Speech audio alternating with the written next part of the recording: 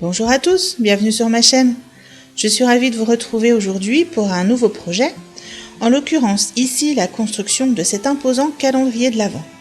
Je vous préviens, il y a du boulot. Vous me suivez? C'est parti!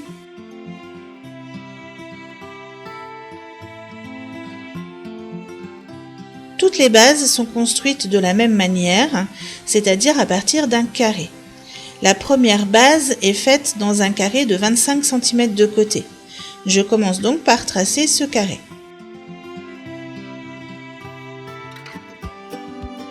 Pour ma structure, j'ai choisi un carton de 2 mm d'épaisseur pour obtenir à la fin quelque chose d'assez solide pour pas que ça ne plie sous le poids de toutes les friandises que l'on va y mettre. Une fois mon carré tracé, sur chaque côté, je viens faire un petit repère à la moitié, c'est-à-dire à 12,5 cm. Puis, je rejoins ces repères par côté opposé. Donc déjà en perpendiculaire, puis je joins également les diagonales. À l'aide de mon compas, je viens marquer sur chaque diagonale un repère à 12,5 cm du centre. J'obtiens ainsi 8 points que je relie pour former mon octogone.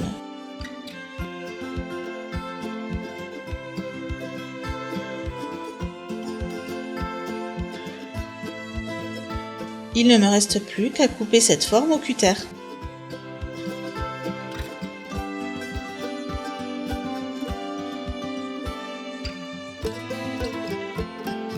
Je répète les mêmes opérations pour la seconde base, qui est inscrite dans un carré de 20 cm, et cette fois-ci mon repère au compas sera de 10 cm.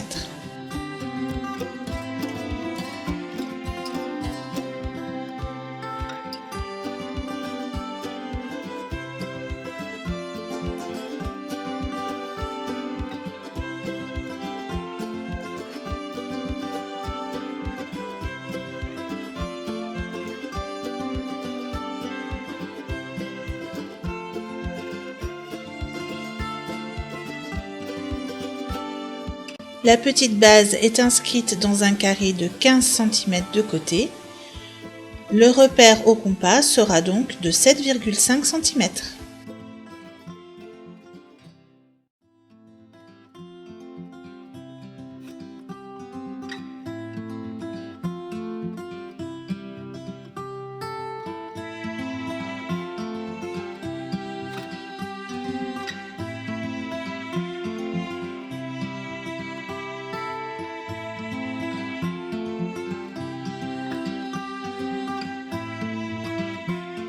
La dernière base octogonale à faire correspond à celle du dôme. Dans le tuto original, cet octogone est inscrit dans un carré de 12,5 cm avec une marque à 6,25. Dans un premier temps, moi j'avais construit cet octogone en suivant ces mesures. Mais je me suis rendu compte au moment de la construction et de la mise en place de toutes mes structures que le dôme que j'avais était, en tout cas la base que j'avais faite, était légèrement trop petite.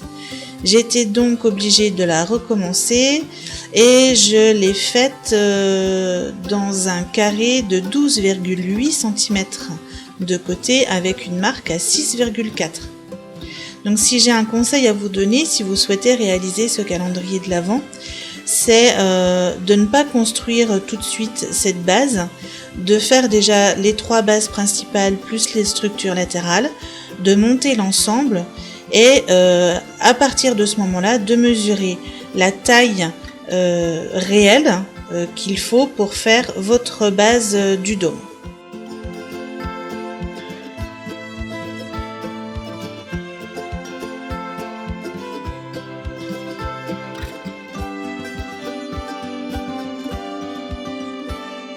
Les derniers éléments à couper dans le carton sont les structures latérales qui sont au nombre de 8. Alors par rapport au tuto original, moi j'ai légèrement modifié les mesures parce que je les ai adaptées à mon carton de 2 mm d'épaisseur. Donc mes structures mesurent 24,2 cm de haut, Le pied de la structure fait 1,5 cm. Mes 3 encoches font 2 mm d'épaisseur, donc l'épaisseur de mon carton par le fait. Et chaque encoche est séparée de 7,4 cm.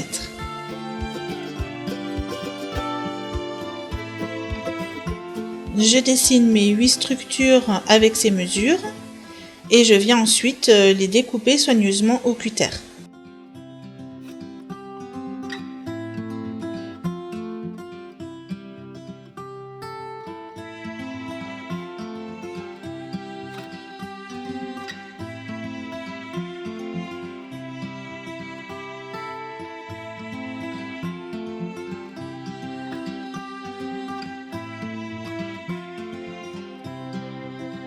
Maintenant que tous les éléments de la structure sont coupés, je vais venir passer du gesso. Ça va me permettre d'une part d'uniformiser la couleur de mes cartons et ça va surtout me permettre d'avoir un résultat final beaucoup plus joli. Alors je vais faire ça en 2 étapes. Je vais déjà passer une première couche sur une face de chaque élément. Donc je passe une bonne couche, je viens sécher au heat gun, je repasse une deuxième couche, je laisse sécher, je passe à l'élément suivant, etc. Quand j'ai fini tous mes éléments, je reprends le premier et je fais exactement la même chose sur l'autre face. Quand j'ai peint toutes les faces de tous mes éléments, là je vais laisser sécher à l'air libre en pensant à les retourner au bout de quelques heures. Et puis quand ça c'est fini, quand c'est bien sec, eh bien je viens repasser éventuellement une dernière couche si nécessaire pour vraiment obtenir quelque chose de régulier et d'esthétiquement joli.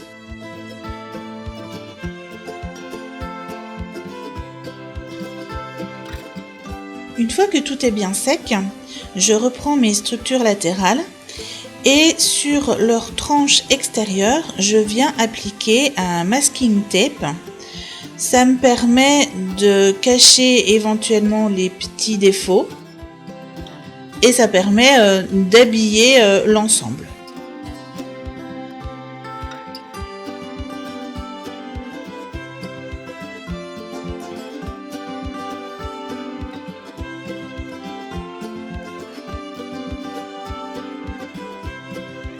On passe maintenant à l'étape la plus délicate, à savoir l'assemblage des bases et des structures latérales.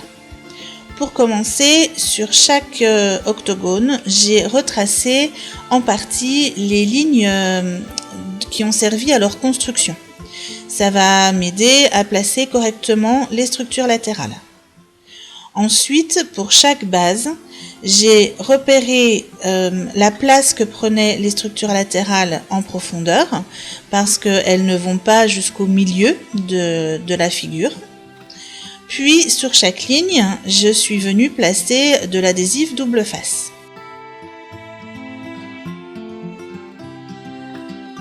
Alors pour une question de facilité et de stabilité, je surélève ma première base avec ce que j'ai sous la main, c'est-à-dire des rouleaux de masking tape.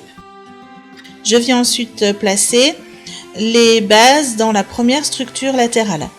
Donc avant d'appuyer pour bien faire adhérer, je vérifie bien évidemment que ma structure latérale est bien droite.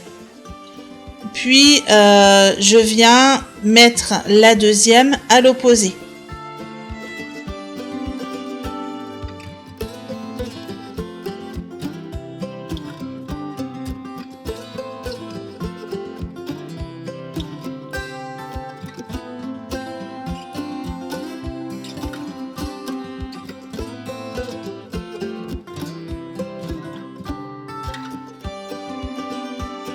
Et je vais tout simplement venir monter les autres structures latérales 2 par 2 en opposé.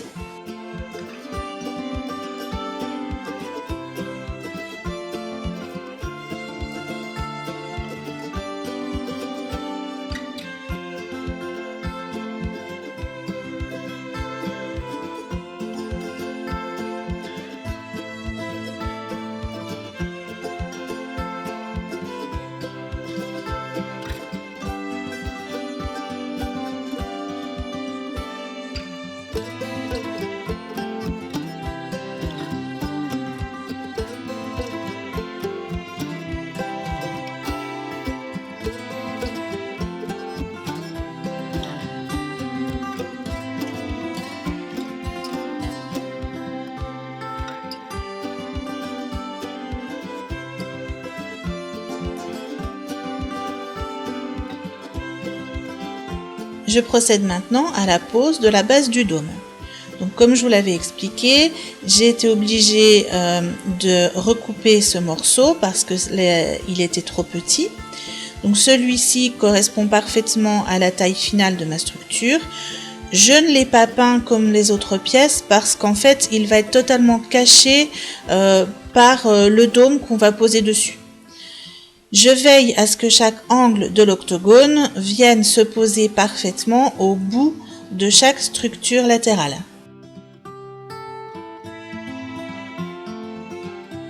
Comme j'ai été obligée de modifier les mesures de la base du dôme, j'ai par conséquent été obligée de modifier également les mesures du dôme en lui-même. J'ai procédé à 2 modifications. La première, c'est que je n'ai pas fait les petites languettes de collage sur chaque face comme cela était prévu sur le tuto original. Et la deuxième modification, c'est que j'ai légèrement allongé la mesure des faces. J'ai gardé la même longueur, donc de 15,3 cm. Et par contre, au lieu de les faire larges de 4,7, je les ai fait larges de 5 cm. Et du coup, vous verrez qu'avec ces mesures, ça épouse parfaitement le tour extérieur de la base.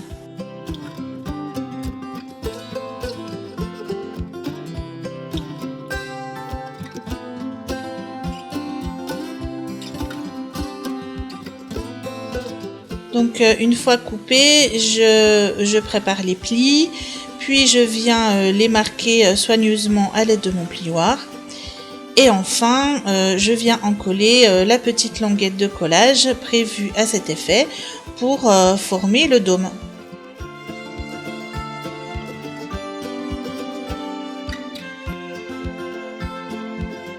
Dernière étape, je viens appliquer de l'adhésif double face sur tout le tour extérieur de la base du dôme. Puis, je viens poser celui-ci dessus.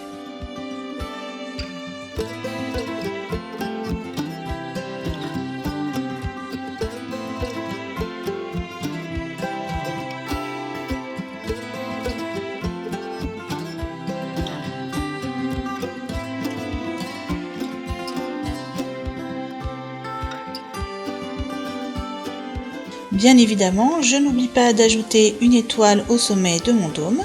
Pour cela, je prends un dies. Ici, c'est un dies de chez Toga. Je viens faire la découpe 5 fois dans mon papier à motif.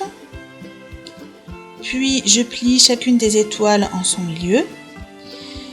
Et je viens coller les étoiles dos à dos.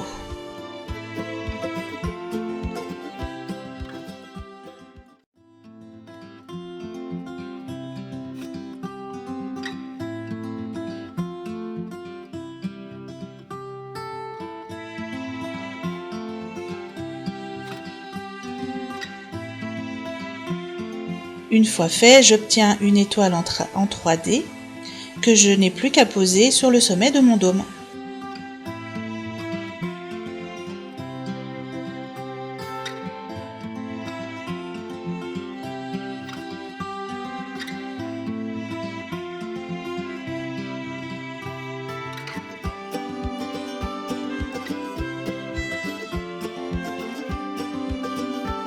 Il ne reste plus maintenant qu'à construire toutes les boîtes.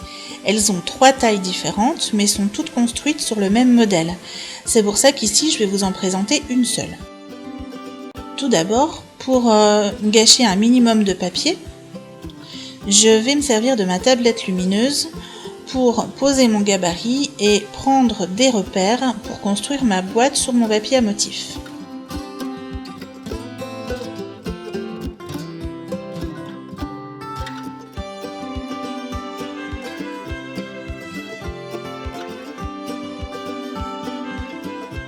Je peux maintenant commencer la construction de ma figure.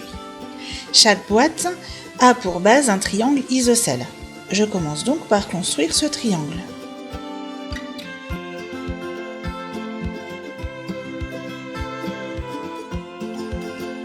Puis, sur la base de ce triangle, je viens construire un quadrilatère qui forme le devant de la boîte.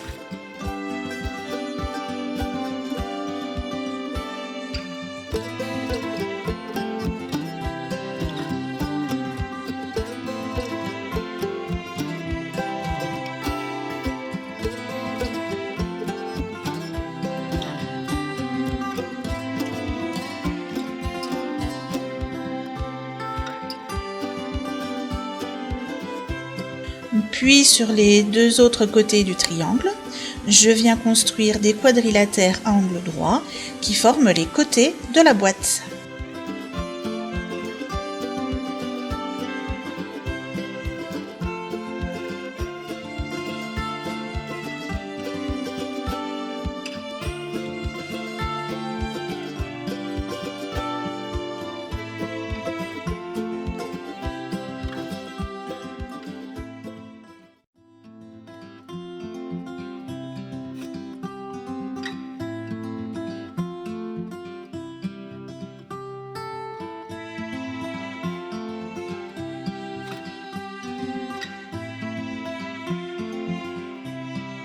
Bien évidemment, je n'oublie pas de rajouter 3 petites languettes pour le collage.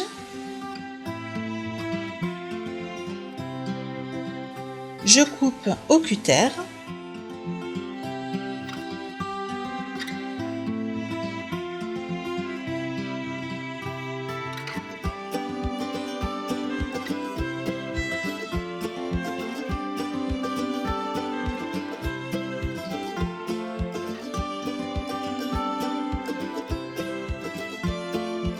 Je marque correctement tous les plis avant de venir assembler avec du double face.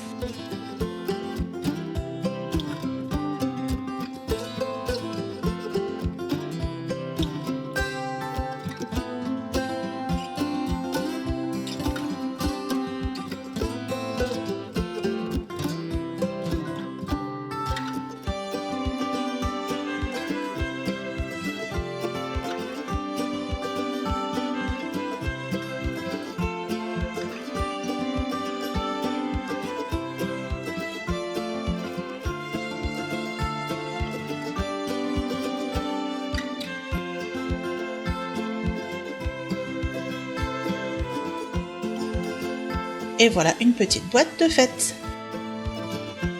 Petite astuce ici, pour gagner du temps pour faire mes boîtes, plutôt que de reprendre à chaque fois la tablette lumineuse, je m'aide de la boîte que je viens de couper pour prendre des repères sur le papier à motif qui va me servir à faire la suivante. Alors pour la déco, rien de très sorcier. Les papiers étant déjà relativement chargés, je ne vais pas faire grand chose.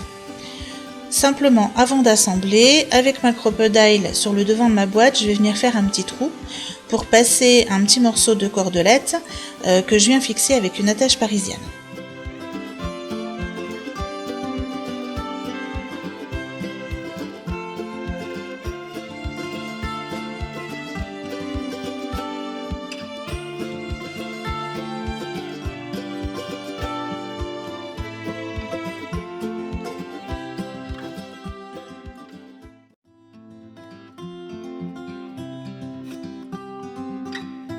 Pour finir la déco de la boîte, je colle un petit chiffre en bois ainsi qu'une petite déco, donc en l'occurrence ici un petit renard.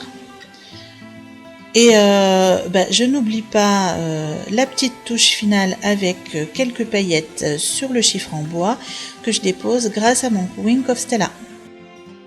Cette boîte est maintenant terminée, je n'ai plus qu'à passer aux suivantes et à toutes les remplir de friandises. J'espère que cette vidéo vous aura plu. Si c'est le cas, n'hésitez pas à mettre un petit pouce bleu, à laisser un commentaire ou à vous abonner à ma chaîne. Je vous mettrai en barre d'infos les liens vers le tuto original et je tâcherai de mettre sur ma page Facebook tous les PDF des différents gabarits. Si jamais je n'arrive pas à les mettre, n'hésitez pas à m'envoyer un mail, je vous les enverrai avec plaisir. En attendant, je vous souhaite de passer d'excellentes fêtes de fin d'année et je vous dis à très bientôt pour une nouvelle création. Bye bye!